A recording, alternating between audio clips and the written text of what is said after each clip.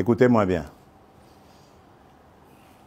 Jamais, au grand jamais, tant que je serai président de la République démocratique du Congo, je n'aurai en face de moi la délégation du M23 ou de l'AFC, là où je ne sais pas, pour négocier. Jamais. Ce que j'ai dit, c'est que je veux parler avec le Rwanda. Pas négocier, vous avez raison.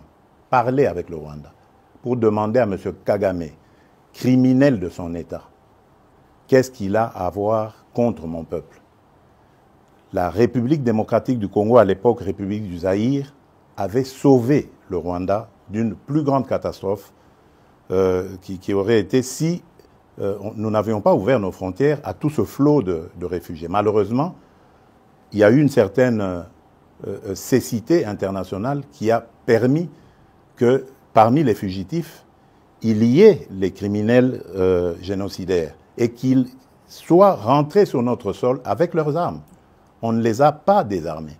Aujourd'hui, l'enfer est parti du Rwanda et est arrivé chez nous.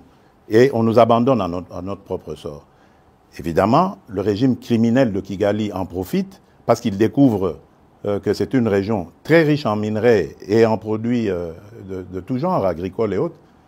Et il veut en faire maintenant son espace. Et ça, nous ne disons jamais, il n'y a rien à négocier. C'est chez nous.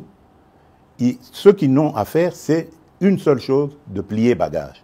Et si je veux parler avec le Rwanda, c'est pour ça, pour dire, bon, c'est quoi votre problème, pour nous laisser tranquilles. Pas pour vous donner quelque chose, mais pour nous laisser tranquilles. Si vous pensez qu'il y a encore quelque chose chez nous, on va la régler et on vous règle ça et puis c'est terminé. Ils ont donc parlé des FDLR. Nous sommes aujourd'hui à Luanda pour parler de ces histoires-là. Cesser le feu et comment régler le problème de FDLR. C'est tout. Donc, ce n'est pas des négociations pour, après, arriver à des... comment ils appelaient ça, la mixage,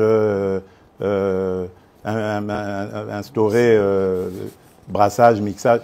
Niet. Ça, il n'y aura plus. Ils peuvent arrêter de rêver. Et d'ailleurs, c'est parce qu'ils le savent que vous avez vu qu'ils ravivent encore ce M23, coquille vide, dans un territoire d'ailleurs qui est sous leur contrôle. Donc vous voyez que c'est de la propagande en fait. Ils veulent faire croire que, d'abord ils font cette comédie, ils font dire au M23 qu'ils ne se sentent pas concernés par Luanda, alors que tout le monde sait que c'est Kigali qui les pilote. Ensuite, ils les ravivent un peu pour dire, vous voyez, nous sommes capables de reprendre les armes. OK. Nous savons et nous sommes inscrits dans le processus de Luanda. Et d'ailleurs, demain, des pourparlers vont commencer pour justement se pencher sur le plan de cessez-le-feu et de retrait et le plan d'anéantissement des FDLR. Et nous disons, si à côté de ça, le grabuge continue, nous continuerons à tenir pour responsable Kigali. Et pour nous, le provocateur numéro 1, ce sera lui, et les conséquences, ce sera à lui de les assumer. C'est ça le problème. Et si ça continue, beaucoup pensent que cette guerre n'est pas qu'une guerre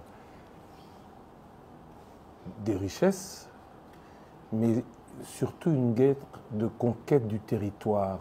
On a beaucoup parlé de balkanisation. C'est une guerre de richesse. C'est une guerre de conquête des territoires, justement, des territoires riches. Vous pensez que s'il n'y avait pas tous ces minerais rares et tant prisés dans le monde, dans ce sous-sol de chez nous, là-bas, dans le Massissi, Rutshuru et tout ça, ils seraient venus. Ils nous laisseraient tranquilles. C'est des sols riches et des sous-sols riches. C'est ça qui attire. Et maintenant, pour que ce soit définitivement mis en coupe réglée, sous coupe réglée, eh ben, ils veulent le couper de la RDC. La balkanisation est donc encore possible dans leur tête, pas chez nous.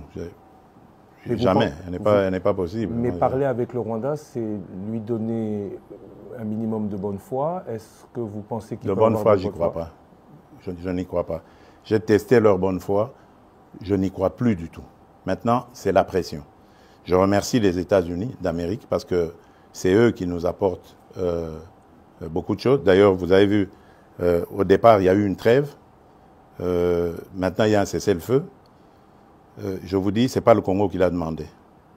Malgré la chute de Kanyabayonga, de Rwindi avant, ce n'est pas la RDC qui l'a demandé. C'est le Rwanda. Mais il savait qu'il ne pouvait pas nous le demander direct et le faire accepter. Il est passé par les Américains que nous écoutons.